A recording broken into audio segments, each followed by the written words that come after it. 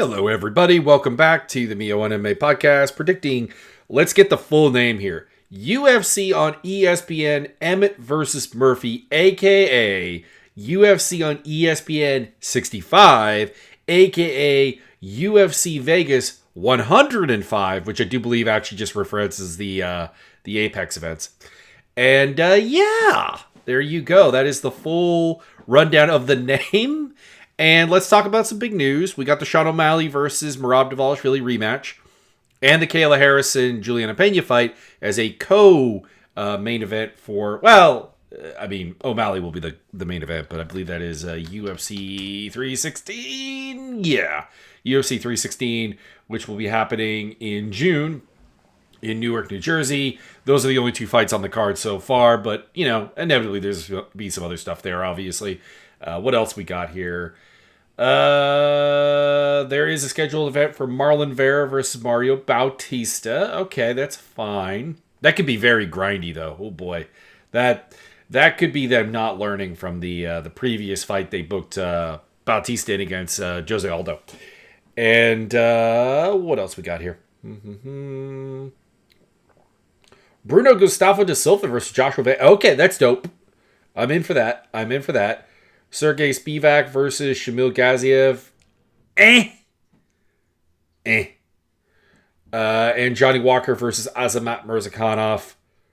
That's fine. I don't know. I'd be more interested in seeing Mirzakhanov do other things. But you know what? Mirzakhanov's fun.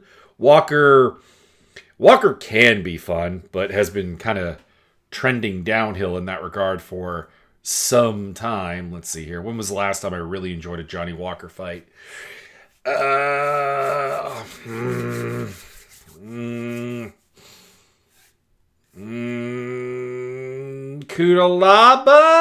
I guess. I don't know. Maybe Ion Kudalaba. But yeah, Johnny Walker went from being like can't miss when he fought like Khalil Roundtree back in 2018, Justin Ledet in 2019, Misha Serkinov. And then when he first lost to Corey Anderson and Kia Krylov, he went and hooked up with the SBG Ireland guys, and they have been making him just duller and duller. As for the main events, I'm not really interested in the O'Malley rematch. To be clear, and a lot of people are debating about this, like, okay, I don't think O'Malley's earned it. It has nothing to do with earning it. O'Malley is, like it or not, a needle mover for the UFC. He's going to be treated differently.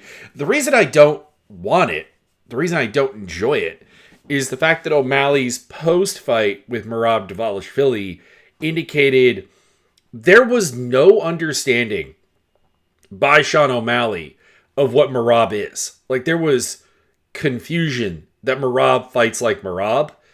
And Sean O'Malley has all the tools to possibly stop Merab from doing that to him. He's tall, he's long, he's a creative striker, he has a good jab when he bothers to utilize it. He has a good low-kicking game, which Merab could have problems with. He has concepts of footwork as well. But the problem is that I don't trust him to implement any of that. So that's not an interesting fight. And then Pena versus Harrison. Go watch Juliana Pena versus Sarah McMahon, and you'll probably figure out my problem with that as an interesting fight. So let's talk about the Murphy versus Emmett card here. Now, to be clear, we have the usual things. I am going to be talking about betting. I am going to be betting on some of these fights. There are two fights, in fact, I'm going to put sizable bets on. And you are free. You are free to utilize this information to make the best use of your betting prowess as well. But something I always am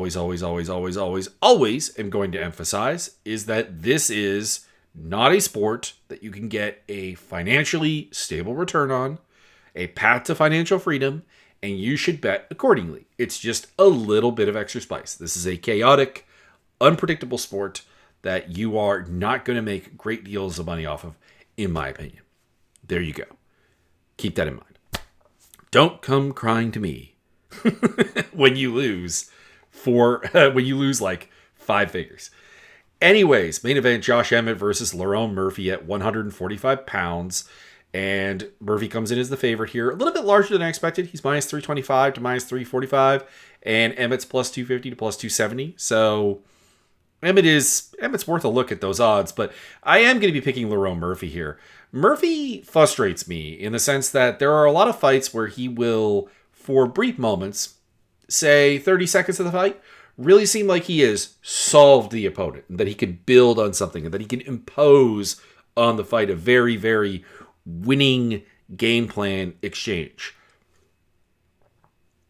And then he doesn't do it. And that is the frustration that comes up a lot with his fights. And it leads to fights that realistically feel like they should not be close, in the sense that realistically they're fights that he has the answers. He should be blowing blowing out of the water, like the Dan Ige fight, the Josh Kulabau fight, the Gabriel Santos fight. These are all examples of what I'm talking about here. And they end up going to relatively close decisions. Now, it doesn't always happen. He did overwhelm Edson Barboza, as you do. He did finish Makwan Americani and Ricardo Ramos, but I think that has more to do with the fact that they are who they are. But, also there's a split decision draw with Zabiro Tukugov in there in a fight that realistically kind of should have been the thing that put him on the map, because it was very impressive. But then he ends up just like through poor decision making, not utilizing the appropriate event chain and key tactical adaptations, he ends up with a draw.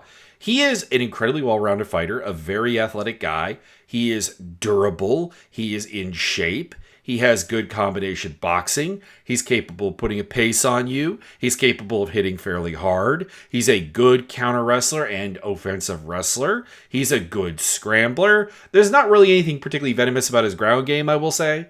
No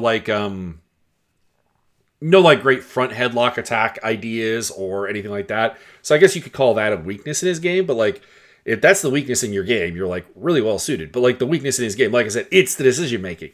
It's the fact that he discovers and finds what is going to work, and then outside of that Barboza fight, he will go away from it. And I don't understand. I don't get it. Now, what is Josh Emmett? Josh Emmett is a power puncher. The power is still obviously there. He's coming off a horrendous knockout of Bryce Mitchell, which people have been joking has changed Bryce Mitchell's personality. I don't think it has. I think Bryce Mitchell's just more and more confident being a Nazi. But that's just me. And he is a good technical wrestler. The problem is his wrestling has not been a path to victory in a number of fights. Realistically, if you look at Josh Emmett's run as of recently, and I'm just going to pull up UFC stats here for a hot second. UFC stats, Josh Emmett. And to be clear, I'm not stating the UFC stats as a accurate proposal, but if you look at the takedowns, he scored none against Bryce Mitchell, which is fine. He knocked him out in a minute 57. I'm not going to complain. But no takedowns against Ilia Topuria. No shame there. One takedown against Yair Rodriguez in a fight that he got beat up in. No takedowns of Calvin Kattar. No takedowns of Dan Ige. One of Shane Burgos. 0 of Merced Bektik. Admittedly, Merced Bektik you want to stand a bag with, because his striking is his downfall. And then nothing against Michael Johnson, nothing against Jeremy Stevens in a fight that he got knocked out, nothing against Ricardo Ramos, and or Lamas, not Lamos. And that's kind of the problem here, is that, on paper, he has a very good wrestling game, but the application of it has historically just been not very good. The only determined wrestling performance he even really has is Scott Holtzman. And Scott Holtzman, I don't want to say Scott Holtzman is a bad wrestler, because he's not necessarily. But the problem with Scott Holtzman is nothing about his game ignores or terminates or avoids wrestling exchanges. So, and that was back in 2016. And what I'm getting at is Josh Emmett is 40 years old, and a guy who hasn't had a good performance in a hot second, is a guy who has never been a particularly good striker. Don't confuse the knockouts, the power, and the damage with quality striking, because it's never really been there. There's no real depth to his game. There's no combination building. There's not a great concept of defense. It's just, and there's no change up. Everything is full speed ahead. And that'll catch you. He's got great power. He's got the death touch. But that was really the only thing that makes his striking effective. And Murphy's really durable. Very, very durable. So I do have to go with Lerone Murphy here. I see it probably going the distance because Emmett is still very durable. I mean, it took some significant punishment from Yair Rodriguez to lead that finish, and then like he did go 5 rounds with Ilya Taporia, which we know is damn impressive. I mean, to a degree, I think Taporia towards the end kind of gave up on trying to kill him, but like at the same time, the durability of Josh Emmett is unquestionable, and even at 40 years old, I think he can take a serious beating. He did get knocked out by Jeremy Stevens back in the day, obviously, but Jeremy Stevens is a really hard puncher. If there's nothing else I could say positive about him. So I see it going the distance. I see Murphy picking up the decision here. Joe Anderson Brito versus Pat Sabbatini. Brito is the minus 225 favorite to minus 250, and Sabbatini coming in at plus 175 to plus 200. I am going to go with Brito here. I'm always a bit nervous about picking Joe Anderson Brito because his, kind of like Lerone Murphy actually, his decision making is absolutely bad. It is arse. And that could totally end up with him like just giving Pat Sabatini the opportunity he needs to get something done here. But on the other hand, like he is speaking of Brito here, he is a very, very good athlete. He is a good scrambler. He is a good grappler in his own right. I kind of like Josh Emmett. I wouldn't necessarily describe his striking as good, but it is effective, it is potent, it is violent. And Pat Sabatini is a bad striker, a pretty mediocre wrestler. And the only thing I can really say about him is that he does have good hands in terms of power, and he does have a very good grappling game. He is that modern day like Paul Sass, or the modern day submission catcher, basically, of the lightweight, not the lightweight division, but the featherweight division. And, that makes him dangerous and so on, and he caught Jamal Emmers. But if you look at his most effective, like, long-term grappling performances, it's against guys who have no idea, no ability, or no desire to pull away from him and not grapple. And when people do that, his game kind of falls apart. So I am picking Brito by TKO. But I'm always nervous about it. I'm always feeling not great about it. Cortavius Romeus versus Chan Ho Lee. I have no idea why this is on the main card. Romeus is the underdog, plus 104 to plus 120.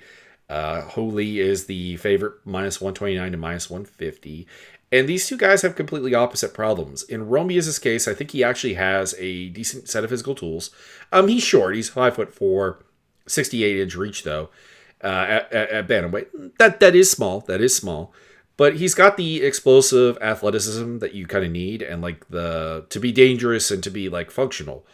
The problem is his game is just built all kinds of wrong. Like this is a guy who kind of has Pat Sabatini's skill set, but he's even dumber about it. We're talking about like a guard pulling, embrace the bottom kind of grappler, and like it's not going to work. It might get him a win here because of what I'm going to talk about with Chang Ho Lee in a second, but like it is actively a really bad idea. Chang Ho Lee is the opposite side of the spectrum in that I like the game he's built. There is a decently volume heavy and effective, skilled, trained, technical striking game. It leads nicely into a wrestling game. The wrestling game has back takes and some good ideas for ground and pound, but there is just nothing physically about him that jumps off the page. He's not a horrible athlete by any means, but there's nothing about him that screams, I can really hurt you. I can dynamically grab submissions against you. And he has a lot of finishes, but if you watch the finishes, they tend to be against guys who are just going to give him up like really, really bad positions and just not know how to get out of them. And Romeus is that first part because he will give up bad positions, and that's why I'm picking Chang Ho Lee to win here, and probably get a TKO stoppage because again, Romeus is not super durable and he will give up bad spots. But I think at some point there's going to be a fight that comes along where Chan Ho Lee is fighting somebody who makes decent decisions and has decent physicality to back it up. And that's going to be like that ceiling moment for him. That's going to be that moment that he kind of gets, I don't want to say crushed because I think that's too harsh of a word, but that he's going to be checked by the realities of his situation. in the UFC's 135-pound division. So there you go. But I am picking him here because Romeus is a broken toy. It's fun, and his name is fun to say, but he is a broken toy when it comes to actually putting together a game plan. Kennedy Nchukwu, the minus 300 to minus 360 favorite against Martin Buday, plus 240 to plus 270. And this is the first real crossroads fight for Kennedy Nzechukwu as far as the heavyweight division is concerned. Because my immediate concern when he came up to heavyweight was Kennedy Nzechukwu is the guy at 205 who's very athletic. He has the size, the physical speed, the power, I don't want to say the technique necessarily because there's some gaps in his game, but like he's technical enough. But he would win fights at 205 in a very self-destructive process.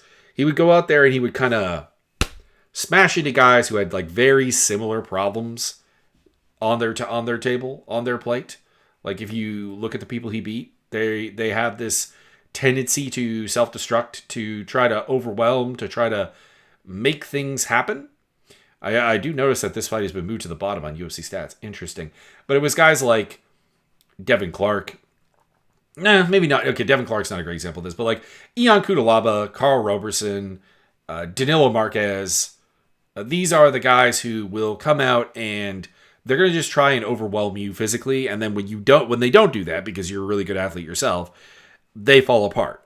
And like Kennedy would have that happen to him against people who aren't overwhelmed by his physicality, thinking of like the Nick Mariano fight, thinking about the Daun Jung fight, thinking about Dustin Jacoby, who's like the king of that, and even like the OSP fight, which I thought he won. I think. I didn't rewatch that for this, but I thought he won. But it was a classic example of like, this fight is going long and you're not getting instantaneous, not necessarily finishes, but instantaneous success, and you're lost and you don't know what to do. You don't know what to do when the opponent is not panicked by your own offensive potency. And at heavyweight, he's going to deal with some guys that are like really, really, really durable, like Martin Buday, who is a worse fighter by any metric you care to think of. He is a worse striker. He is a worse wrestler. He is a worse grappler. He is a worse athlete. I mean, he's probably stronger than Kennedy, but like aside from that, he's slower, less explosive, not as quick. And obviously that's going to be a bit of a problem. But he is durable enough that Nzechukwu is going to find, unless he can do what Shamil Gaziev did and absolutely terminate Buday, he's going to find himself like, having that moment of like, I'm hitting this guy with all these good shots and it feels like it should finish him. And it feels like, can I do that? Can I finish him? And does that cause him to unravel? Or does that cause him to just keep going and actually figure out a way to get a finish or figure out a way to get a win? To like take the winning opportunities that he has on the table. So I'm going to take Nzechukwu by TKO. I'm going to hope that like his physicality actually translates into a really good heavyweight, because we need those. we have a desperate need for like exciting, potent, dynamic heavyweights, and I'm gonna hope that that's him. But there is every chance that he comes out and he does beat Martin Buday up for like a significant portion of this fight, and then realizing he has not killed Buday, he starts to unravel. And that is the worry at heavyweight that we haven't really addressed, because he fought Chris Barnett, who is his own weird thing. And then he fought Lucas Bresky, who unfortunately doesn't seem to have any durability left after 3 first-round stoppages, losses. Gerald Meerschaert, Brad Tavares. I don't have much to say about this. This is two 37-year-olds who are 2-4 in their last 6 fighting each other. And Tavares seems more broken than Gerald Meerschaert does. But at the same time, he does have a game that's built to counter Meerschaert's pretty well. He is a volume kickboxer, reasonably technically sound, doesn't need to hurt you to make it work, and he is still pretty damn hard to out-wrestle. So if Meerschaert's going to get stuck in a kickboxing match against a guy who is completely unexciting as a striker, but is competent, I suspect that he will lose. That being said, Tavares has looked really not good lately. That being said, GM3 has not looked all that great either, but He did beat Edmund Shabazian. But that doesn't mean much in the sense of this fight. So I am going to go with Tavares by decision. He is the favorite, minus 230 to minus 275. Meerschaert plus 190 to plus 210. If you're betting on this fight, bet on the underdog. Do not bet on Brad Tavares at favorite odds. Robert Valentine versus Torres Finney. Torres Finney, our short king, 5'8". Middleweight is finally here after 3 wins in Contender Series, including 2 finishes. I don't really understand why it took that long. Dana White had a weird, hate on for him. But, hey. At 5'8", Torres Finney is going to be limited by the fact that he's just not really sized for middleweight. But at the same time, he is a guy who has developed a game that does work for that. It's forward moving, it's pressure, it's mixing takedowns in, it's landing heavy strikes. And, Robert Valentine doesn't really have a way to avoid that kind of game. So if you could be finished by Ryan Loder, I suspect Torres Finney can get you to the ground and also finish you. Don't get me wrong, Valentine's he's a fun fighter. He's aggressive from his back and, tries to make things happen. But, that's also what is going to lead him into bad spots with Torres Finney and kind of just get pounded. So Finney is a minus 250 to minus 270 favorite. Valentine's plus 200 to plus... I have plus 200 to plus 200, which I know is wrong.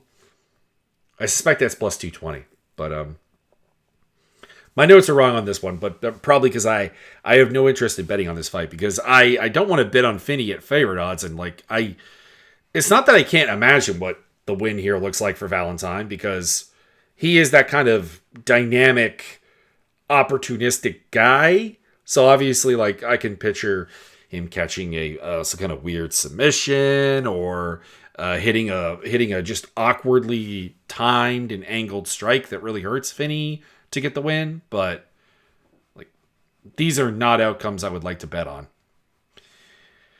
Luis Gurule versus O'Day Osborne. And O'Day is going to be my first underdog pick of the card. Plus 188 to plus 230 against Gurule's minus 240 to minus 280. I understand O'Day Osborne has lost 3 consecutive fights.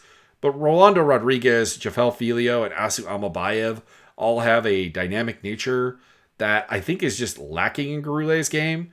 Gurule tries to wrestle you / land good shots on the feet with decently structured boxing. And I will fully admit, a pretty good game, all things considered. But O'Day Osborne's a very good athlete when he's not gassing. And when his durability holds up. But Gurule's not a finisher. So, I could totally see Gurule winning this fight. But, O'Day Osborne at underdog odds in this fight against a guy who utilizes a game very similar to, say, Charles Johnson, who O'Day beat. Let's go with O'Day Osborne and let's hope because you're giving him it to be at plus 230 and I'm gonna rock that train. Davey Grant versus Daniel Willie Cat Santos, another underdog pick here. I'm gonna go with Grant by decision. Here's the thing, I get it. Davey Grant is 39 years old and I'm worried about this pick. I'm very worried about this pick. Anytime I'm picking someone north of 35 at the lower weight classes, I'm nervous as all hell. He could just be done, but Daniel Santos does not have the game that usually beats Davey Grant. He doesn't have replicable success. He needs dynamic, momentary moments of action to utilize things. And Grant is really good at actually punishing those, both on the feet and on the ground. It's not a game that it's just not the game that usually beats Grant. The game that beats Grant is more methodical, more technically sound, more replicatable than what Santos does. Santos is very flashy and he's got good athleticism, but he had a decision against Johnny Munoz, and Johnny Munoz is he's a bad fighter. By UFC standards, by the UFC bantamweight standards, Johnny Munoz is not a good fighter. And I understand that fight was not even really close, but he couldn't finish him. And then he did stop John Castaneda, but Julio Arce just boxed him up and did his thing. So I don't know. I think if you're looking at the fighters that most resemble Davey Grant, it's Arce of that bunch. And that's why I got to pick him here. Riding on the old dog at plus 123 to plus 132. And skewing by betting on the favorite Santos at minus 155 to minus 170. Dion Barboza versus Diana Belbitsa. I'm not picking Diana Belbitsa against like anybody. She's just not very good. She is a volume strawweight striker who has a hard time making strawweight, so she's fighting at flyweight. And she has no way of avoiding the clinch game because she kind of thinks the clinch game is where she's good. And it's not that she's bad, but it's that if you're going to play that game against Barboza, you're just going to get taken down. So she's been submitted by Meatball Molly. I'm picking Barboza to do the same, but Barboza might just control her for the entire time because Barboza is frustratingly not very aggressive with her ground game. At times, there are some decisions there that are unremarkable, I guess would be the word. Barboza is a prohibitive favorite at minus 649 to minus 1,000, plus 450 to plus 650 on Belbitsa. I do believe that is the widest line on the card, so I wouldn't touch it. I've got no faith in the underdog, and I'm not betting on a favorite at that level. That's really all there is to it. Rhys McKee versus Daniel Frunza. Another underdog pick here is Rhys McKee coming in at plus 128 to plus 136. Frunza at minus 159 to minus 170. I am rocking Rhys McKee here. Don't get me wrong. Rhys McKee has a ceiling. He's just not very athletic. But he is a big welterweight. He is a pretty technically diverse, and he builds up. I understand that he's 0-4 in the UFC, but like he is 0-4 against the likes of Khamzat Chimaev, Alex Morono, who kind of is like the American version of him with more of a sound grappling aspect. Angelosa, who's not great, but is a reasonably athletic, perfectly solid fighter. And Chidi Njokuani, who is very, very good. And you're putting him here with Frunza, who's a guy who had a really hard time in the first round of his Dana White Contender Series fight. And there isn't really anything to him beyond swang and mang. Like, he hits hard, don't get me wrong. And he's a good athlete. And if he catches McKee, he could put him out. It's not off the table. Tim Barnett, I forget his name, on the UK scene, he did it to Rhys McKee. But Frunza is just, he's not very good.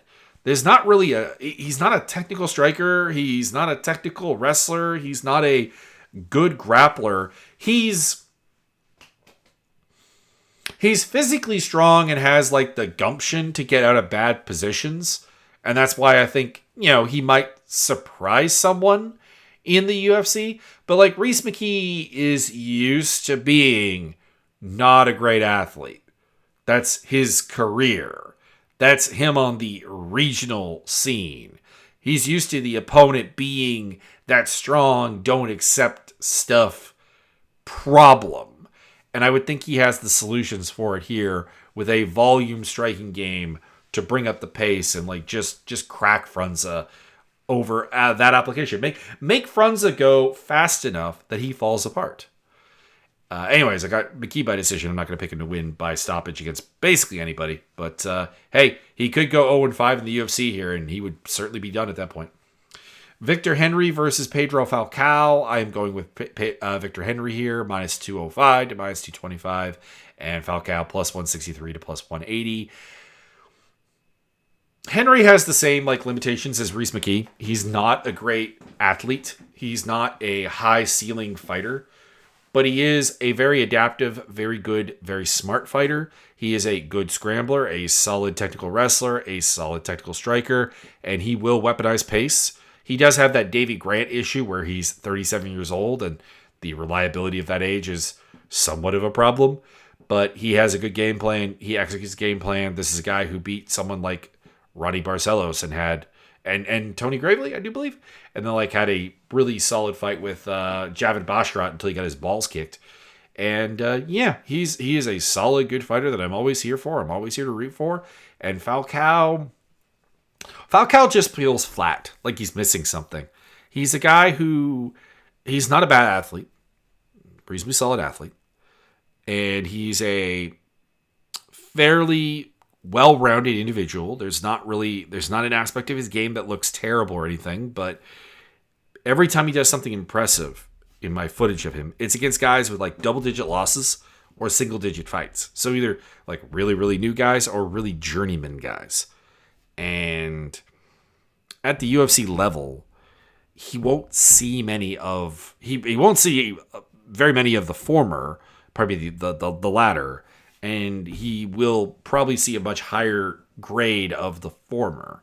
So it's gonna be hard to see me picking him in a fight. So I got Victor Henry by decision. I'm not really ever gonna pick him to finish because he's not a finisher at this level, but he has to be the pick here. He has to be the guy that you're rocking with here, I think. And that's really all there is to it. Further on down, Vanessa Demopoulos versus Talita Alencar. I have a really, really bad feeling about this completely even money fight, and that is that we're going to get a kickboxing match. We're going to get something similar to Demopoulos' fight with Emily Ducote, where Demopoulos, not a good striker, but a confident, aggressive, powerful one, will exploit Alencar's lack of size, because Alencar is an atomweight, let's be real, and doesn't really have a great takedown game. She's a jiu-jitsu player almost exclusively. And I would love to see these two go grapple, because Demopoulos is fun with that, but she got submitted by Jacqueline Amarine recently, and there's just been like this desire from her to kind of like stand and bang with people who are like remotely threatening on the ground. Like, she didn't take down Karolina Kowalkiewicz, for example. She didn't take down Kanako Murata, which, in fairness, Kanako Murata is hard to take down, but, you know, she clearly wanted to mostly strike with her. She didn't really have a concerted takedown game against Emily Ducote. She did against Jinyu Fry, and it largely failed. And I think that was the fight that kind of started changing things around. If you're easy to take down, and you're a bad grappler, I think she'll still do that, which I think is smart. But I think it does mean that we're in for a bit of a dull fight here between two women who lack a really good striking game, and only one of them has any potency, and it's not great potency. But Demopoulos by decision is the pick. Alencar is one of many, many, many atomweights on the roster. Speaking of the atomweight division, Loma Lookboonmee, who would be the champion of the atomweight division in my opinion, against Estela Nunes. I'm picking Loma here. Nunes is 0-4 in the UFC, not against great competition. She's fighting somebody who's had a lot of success in this division, and that's Loma Lookboonmee. Nunes is just not very good at anything. She's very okay. She can grapple a little bit, she can strike a little bit, but she's not super durable. She will make bad decisions on the ground. In particular, there's nothing about her that imposes on the game of the opponent. She is going to be the bigger fighter at 5'4", 66 inches, and Loma is notoriously small at 5'1", 61.5 inches. But yeah, Loma should be able to outstrike her at range. Loma should be able to outstrike her in the clinch. Loma is surprisingly good at grappling and wrestling in the clinch despite her lack of size. She is a pretty solid top grappler as well. She will utilize some decent ground and pound. She's not a finisher because, frankly, she's just too small. Again, like, everything that limits her is just you're small. But yeah, she is a really competent, well put together fighter. And I think actually should be the biggest favorite on the card. But she's minus 649 to minus 700. And Estela Nunes is plus 430 to plus 500. So that's the betting odds. My comfy bets that I'm putting down a fair bit of money on are Reese McKee and Davey Grant as underdogs, because I do really think that they've got this. I'm less confident in like my other underdog pick of Ode Osborne, but otherwise it's... What am I doing here? I'll probably put a small bet on Romeus because I'm not sold on Chang Ho Lee. I'm probably gonna put dueling bets on Sabbatini and Brito, honestly, because it's that kind of a fight. And I'll probably have something on Lerone Murphy as well. Although I am surprised Murphy is such the favorite that he is. Maybe Victor Henry. Maybe Demopoulos. So there's some play to be had. But really the shining ones are the McKee and the Grant picks. So those are my picks for the card. Hope you enjoyed. Check out the social media down below. I do not tend to be live tweeting the cards as much as I used to because work conflict, basically. I am a tax lead advisor sort of deal, and that means that this time of year, April here in Canada, is an exceptionally busy time for me. So I'm working a lot of hours. But that's also why there's been a somewhat of a lack of recap for the UFC cards. If there's a really good card, you can count on a recap. But if it's ho-hum like this one, chances are probably not. But if something big happens, something big happens. But yeah, you can check me out there. I'm going to be on Blue Sky soonish. As soon as I have a day to kind of explore it. I like to be thorough. And I will see you possibly after the fights. If not after the fights, then we'll be talking on UFC 314, Volkanovski versus Lopez, Chandler versus Paddy Pimblett, Bryce Mitchell versus John Silva, and the debut in the UFC of Patricio Pitbull. Admittedly at the wrong time, but him versus Yair Rodriguez should be a damn fun time. Also, I kind of like to think of a sleeper pick here. I don't really have a sleeper one. Yeah, I really don't know. I don't have a great sleeper fight on this card. The undercard is actually undercard, pretty much. Although I'm always here for Darren Elkins versus Julian Erosa. I will see you guys when I break that one down, if not after this fight.